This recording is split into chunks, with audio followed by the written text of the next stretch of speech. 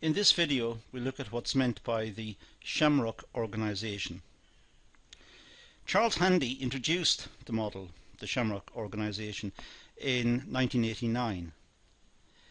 The concept represents an organisation as a clover leaf consisting of three distinct categories. He identified that individuals have different needs and must be managed and rewarded accordingly. So the model consists of three parts, hence the name the Shamrock model, and it recognizes that people have very distinct needs and requirements and therefore must be managed and rewarded differently. Handy identifies that the changing business environment places pressure on organizations to adapt and restructure to meet demands. So there is a constant need, in view of the ever-changing technological scene that organizations confront. There is an ever-ending pressure on organizations to adapt and to select methods that are appropriate given the technologies that they encounter. So it's a constantly evolving climate.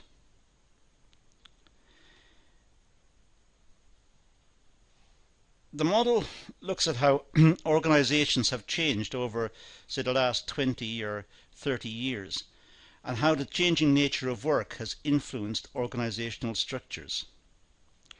So the nature of employment and the nature of corporate development have, in a sense, gone hand in hand. They have adjusted to each other. People work more flexibly. People have different requirements in the workplace. Key personnel are important to find and retain, and they have varying requirements from their work and from the type of activities they undertake on behalf of the organization. And so organizations have developed in line with what the employees, in a sense, need or require. It's a long-run adjustment. It didn't happen overnight, but the organizations evolved to cope with the ever-changing pressure of change from employees. And of course the employees were simply responding to the changes in society, and the changes in society were partly determined by the changes in technology. So it's a very complex system in many respects, but on the other hand we can just identify it in very simple terms, in terms of the Handy model here, the Shamrock Organisation, three categories, and we can look at the three categories and their impact on the organizations. So the ever-increasing sophistication of the world, emerging technologies and innovation and so on, has influenced the way we work, and the way we work has influenced organizations to design work routines and working practices that facilitate the employees. Otherwise the employees may not be that much engaged, or may be demotivated, or may not be easy to find in the first place. Key personnel may be difficult to come by. So technological advancement and the growing need for employee flexibility and a range of communications channels are important in trying to understand the way organizations are structured and the various responses that employees may have to organizations and to their engagement with organizations. Employees are better informed because of better communications channels. Employees require flexibility. Society has changed. We have greater roles for female workers. In fact, they are probably the dominant sector in the labour market.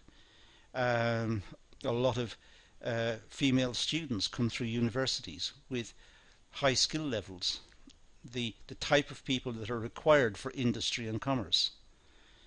And there's a growing need for them, but they in turn have commitments, family commitments or outside commitments. So there is a need for flexibility on the part of organizations. So the technological advancement, better communications channels, need for flexibility have all changed the environment in which business operates. So the Shamrock model is made up from core workers, flexible workers and subcontracted workers, and that's what we'll look at in the remainder of this session. We'll just look at what's meant by core workers and flexible workers and so on. We'll start with the core workers. Well, this group of employees consists of professionals and employees who are full-time and permanent. These are the core workers. These are the essential workers for the organisation. These are the workers who understand the organisation, understand the product, the customers, the market. These are the essential workers. They're vital for the organisation's growth and survival. And the group operate on a functional, flexible or flexibility basis.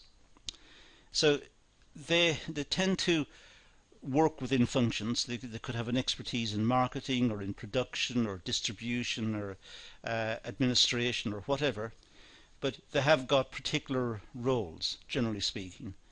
They are core to the organisation. They understand the organisation. They understand the particular aspects of the market in which the organisation operates. They understand the characteristics of the market and the personnel involved. So they are essential. Core employees comprise a small group since the introduction of e-commerce, teleworking, organisational downsizing and restructuring.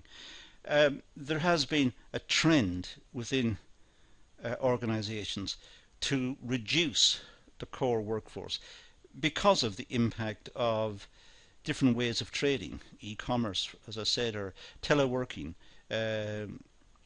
It's possible for people to work from home. So they don't have to be at the office. They could be more flexible. They may be required for certain times of the year and not required other times.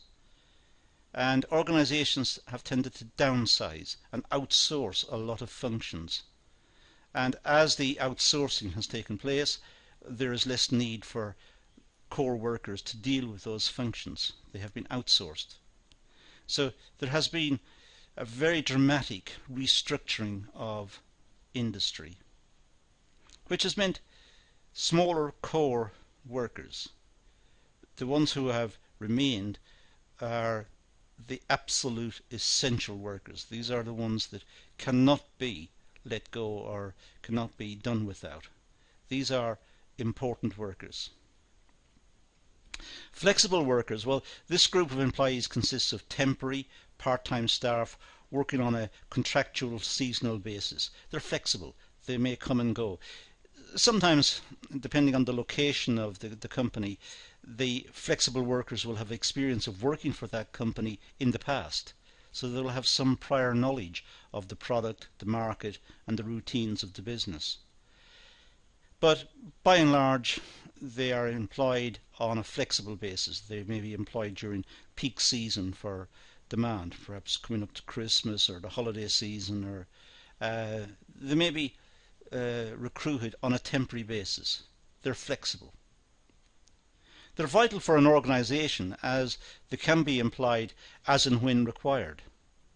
For example, when there's a high demand for labour, these workers may be employed. So when organisations have a peak or a spike in demand, then they may call in extra workers to try and meet that demand. Done on a flexible basis, as I said.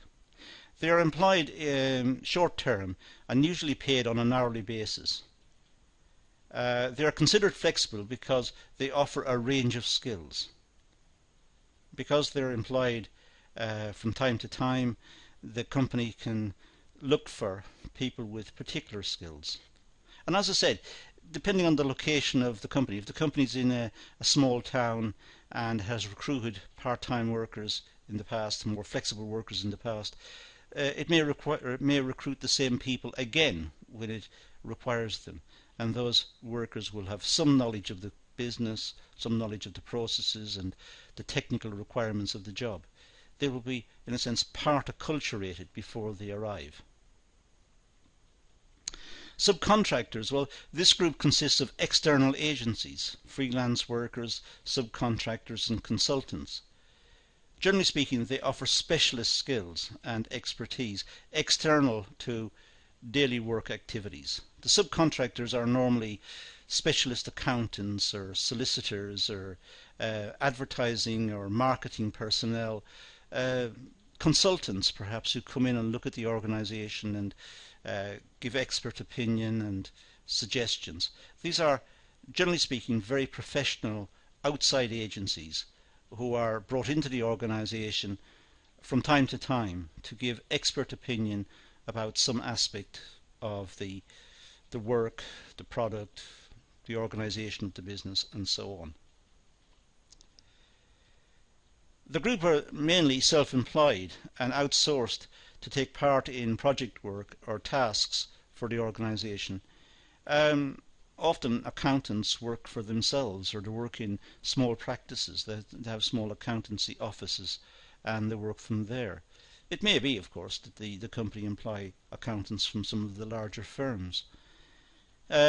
Solicitors may be the same. They may have quite small solicitors' offices, but within the office they may have specialist departments, corporate, for example, or business lawyers or solicitors. So there may be some specialisation within the activity, but generally speaking, they tend to be self-employed and it tends to be small scale. They're usually subcontracted by an organisation and paid based on results, performance and quality. Sometimes, depending on the contracts, it may be that the company will ask for expert opinion about how to set up a distribution channel or how to effectively market a particular product, and based on the performance of the product in the market, the subcontractors may get a percentage of the increased sales, or there may be some arrangement of this type to give the subcontractors incentive to give good advice and to take the task seriously and professionally. So that's what's meant by the Shamrock Organisation. It's a very simple concept. It looks at the organisation as made up from three types of worker: the core workers, the flexible workers and subcontracted workers. And it recognises that organisations have, in a sense, mutated. They have changed over the years because of the impact of technology and the requirements of society and the way society is changing itself. So there is a requirement on the part of organisations to flex with the changes in society and with the changes in technology. And we've seen that the core workers tend to become less in numbers. There are fewer of them as organisations downsize and outsource and so on. And there's greater emphasis on flexible working and on subcontractors. So that's all we're going to deal with in this session. That is the Shamrock Organisation, and we want to leave it at that and say thank you for watching.